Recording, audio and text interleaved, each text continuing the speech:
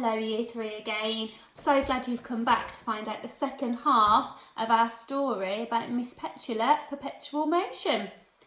So yesterday we left her a little bit concerned about the invention that Professor Blink was going to make. Have you had time to think about what invention you would create to help Petula at the Porcelain Museum? I hope so. Should we find out what Professor Blink's done? Okay. So, the day of the school trip has arrived and Professor Blink proudly wheels her invention out of the science block and into the playground. "There we are, Headmistress," said the lady, still sporting her white lab coat and safety goggles. "Just as you asked." "It's marvellous, Professor," replied Miss Prigg. It looked like a giant toy for a hamster. What could this be, Year 3? Have a look at the picture. Think about Petula with her perpetual motion, her always on the go body and the cartwheels, the kicks, the handstands, the scissor kicks. What could this be? The science teacher had created a huge round inflatable see-through ball, large enough for someone to be placed inside. Of course, that someone was Petula Perpetual Motion. "I am proud to finally unveil my invention," announced the professor. "I have named it the Bouncing Boom Boom Ball. It is destined to stop jiggling children all over the world from destroying everything in their paths." "Keep it brief," ordered the headmistress, who only liked the sound of her own voice. Yes, Headmistress, replied the science teacher hurriedly. "It's very simple. The child who cannot stay still is stuffed in here," she began, indicating a small hatch in the ball.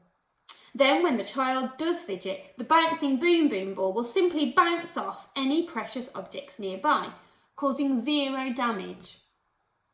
At least that was the idea. "Splendid," said the headmistress. "You may go." She's a bit rude, isn't she? It was a long coach ride to the Porcelain Museum. Just to recap, porcelain, fine china, very thin, very breakable, can be vases, plates, mugs, bowls, but most certainly not the place for a child like Petula, I think, to be wandering around causing a bit of chaos, or the word that we read yesterday, pandemonium. Despite the driver's protests, the headmistress insisted that Petula travel in the boot, so she couldn't cause any damage on the way. Imagine if we went on a school trip and I said, "I'm really sorry, you've got to go in the boot."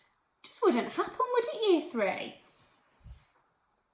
As soon as they arrived, the headmistress stuffed Miss Petula Perpetual Motion into the bouncing boom boom ball. Then she led her party of schoolgirls inside the museum as Petula bounced along, bringing up the rear. Despite her initial reluctance, once inside the bouncing boom boom ball, the girl began to enjoy it. A smile spread across her face. The museum was a treasure trove of all things porcelain. Porcelain dogs, porcelain cats, porcelain plates, porcelain teapots, porcelain vases, porcelain candlestick holders, porcelain. Every single object was an antique and was worth a fortune. "Now, girls, needless to say, there is absolutely no touching of any of the items on display," announced the headmistress. "I know most of your mamas and papas are filthy rich since they send you to Modesty Place, which I am proud to say is the most expensive school in the country. However, if you do break anything, you will have to pay for it yourselves. Every last penny. Did your beloved headmistress make herself clear?" The pupils murmured. "I said, does your beloved headmistress make herself clear?" "Yes, miss," replied the girls. "Now gather round." The girls huddled round a plinth. A plinth is a small column that you put something on top of in a museum to keep it safe, but also so that everyone else can see.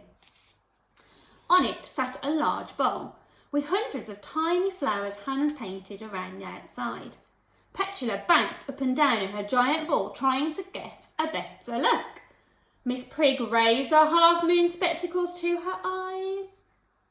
This bowl was made in Paris. Paris is the capital of what country? We did that in topic last term, can you remember? Paris is the capital of France, well done. It once belonged to the last Queen of France, Marie Antoinette, and dates back to the 18th century. Suddenly, in her eagerness to see, Miss Petula Perpetual Motion bounced so hard that the bouncing boom boom ball hit the ceiling. From there it rebounded, gathering speed at an alarming rate, and now it was going wham, up and down, up and down, up and down, shaking the room as it bounced, bounced, bounced, bounced, boom! Oh no, the headmistress gasped in horror. Miss Petula Perpetual Motion was bouncing dangerously close to the priceless porcelain pieces. As the bouncing boom boom ball bounced closer and closer, Miss Prig stretched out her long thin arms and gave it a shove. This caused the contraption to start ricocheting, bouncing off the walls. As all the other schoolgirls watched with their mouths open, it walloped off the priceless porcelain without damaging it at all, and then it bounced back to the headmistress, sending her tumbling into a porcelain penguin posing on a plinth. No, she screamed. What's going to happen to this priceless porcelain penguin? Oh dear. The penguin went flying through the air. It was an unusual sight, as penguins are, of course, flightless birds. They're a bird that can't fly. But the wonder of seeing a bird finally taking flight was soon brought to an abrupt halt. The penguin smashed against the wall, shattering into hundreds of tiny pieces. All the schoolgirls gasped in horror and delight. "You'll pay for that, Perpetual Motion," shouted the headmistress.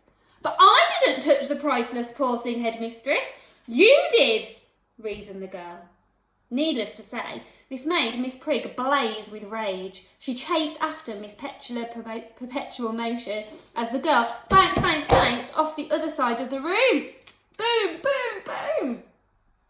The headmistress raced towards the bouncing boom boom ball, this time with her arms and legs outstretched to stop it. But as it bounced off the wall, it sent the lady flying back through the air once more. The first thing she hit was a porcelain statue of a swan. Thwack. The second thing, a life-size porcelain statue of a ballerina. The third thing she hit was a porcelain statue of a clown. Wallop. It wasn't one of those happy clowns. It was one of those sad clowns. Sadly, there isn't time to fully explore the clown's emotional state. That's because said clown, along with those other objects flying through the air, was nothing more than a shower of porcelain scattering across the floor.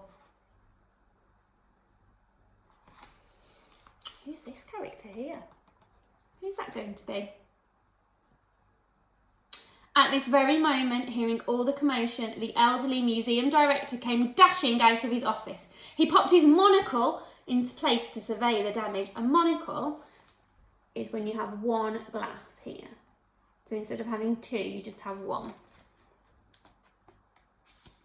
Every single one of the museum's most priceless pieces of porcelain was in pieces. "What is the meaning of this?" he bellowed, waving one of his walking sticks aloft high in the sky in fury. The headmistress wobbled to her feet, crunching porcelain gravel underfoot as she did so. Crunch, crunch, crunch. "I can explain," pleaded the lady. "Who touched the precious, priceless, pleasing porcelain pieces?" demanded the museum director.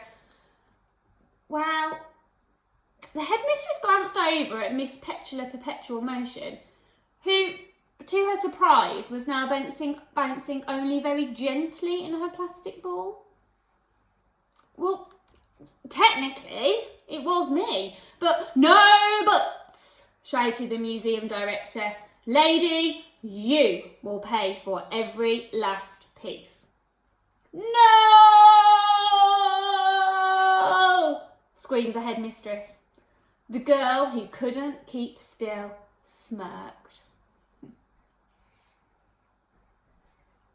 The museum's bill came to many millions of pounds. On a headmistress's salary, even at the most expensive school in the country, it would have taken 1,000 years for Miss Prigg to pay everything back. So she had to take lots of other jobs on at Modesty Place.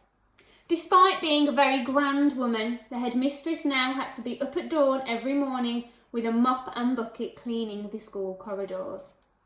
At lunchtime, she would be dishing out soup in the dining hall, and after school most days, Miss Prigg could be seen up a ladder clearing wet leaves and dead pigeons from the guttering. And if there was one person guaranteed to kick over the headmistress's bucket, send the soup flying through the air, or trip over her ladder, it was, of course, Miss Petula Perpetual Motion.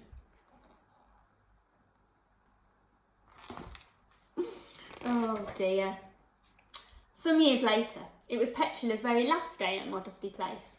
She was 18 years old now and ready to somersault off into the world. That morning, the headmistress had been up at dawn unblocking the toilets, and she had been called to the library to clear up some vomit after the librarian had come down with food poisoning.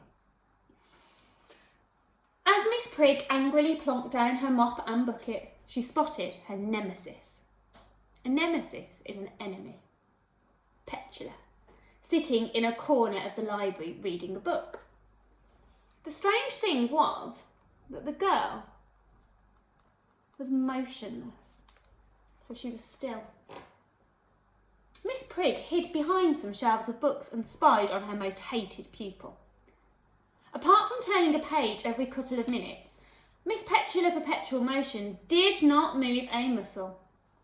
After an hour of snooping, spying, the headmistress leaped out from behind the shelves. "Aha!" exclaimed the lady. "Gotcha!" Shh, shushed Petula, her eyes indicating a sign on the wall of the library that said, "Silence." But, the headmistress couldn't contain herself. "You can sit still if you want to." "Yes, I can," replied the girl, "and I've always been able to." "But what about that letter from your mother?" "That silly old thing. I wrote that myself." 100 years of detention, bellowed Miss Prigg. Oh, look at the colour of her face. When people are angry, they do go sort of red and purple, don't they? I'd love to. I really would. But today is my very last day at Modesty Place. And for old time's sake, I am going to cartwheel out. Farewell, headmistress. With that, Miss Petula Perpetual Motion leaped onto her hands and spun out of the library, sending every single book flying through the air. Thud, thud, thud.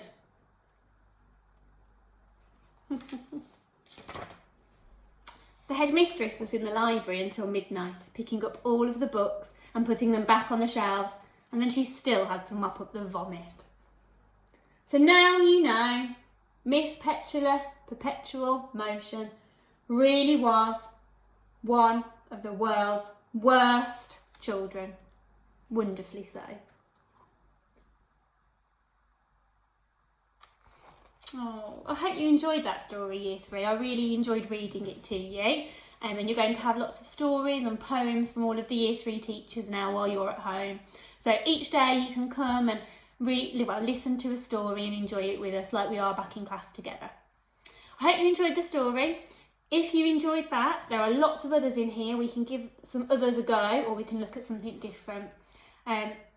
Tell me what you think about that character, Petula, when we're back at school. Did you like her?